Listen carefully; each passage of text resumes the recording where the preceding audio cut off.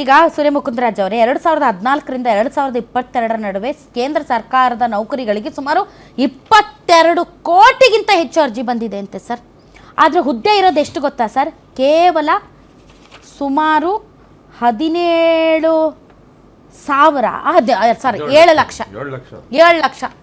7 ಲಕ್ಷ ಹುದ್ದೆಗಳಿಗೆ 22 ಕೋಟಿ ಅರ್ಜಿಗಳು. 7 ಲಕ್ಷ ಹುದ್ದೆಗಳಿಗೆ 22 ಕೋಟಿ ಅಂದರೆ 1,000 ಜನರಲ್ಲಿ 3 ಜನರಿಗಷ್ಟೇ ಕೆಲಸ ಸಿಗ್ತಾ ಇರೋದು. 1,000 ಜನರಲ್ಲಿ ಬರೀ 3,000 ಜನರಿಗೆ ಕೆಲಸ ಸಿಗ್ತಾ ಇರೋದು. 3 ಜನರಿಗೆ ಮಾತ್ರ ಕೆಲಸ. 1,000 ಜನರಲ್ಲಿ 3 ಜನರಿಗೆ. ಆ ಉಳಿದಿದ್ದು 997 ಜನ ಏನು ಮಾಡ್ತಾರೆ? ನೆಕ್ಸ್ಟ್ ಇಯರ್ ಬರೆಯೋಣ ಅಂತ ಮತ್ತೆ ಪ್ರಿಪೇರ್ ಆಗ್ತಾರೆ.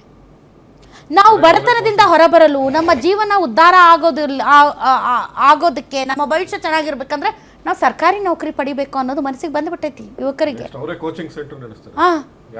ಹಿಂಗಾಗಿ ಈ ಕಳ್ಳರು ಕದೀಮರು ಜಾಸ್ತಿ ಆಗ್ಬಿಟ್ಟಿದ್ದಾರೆ ಸರ್.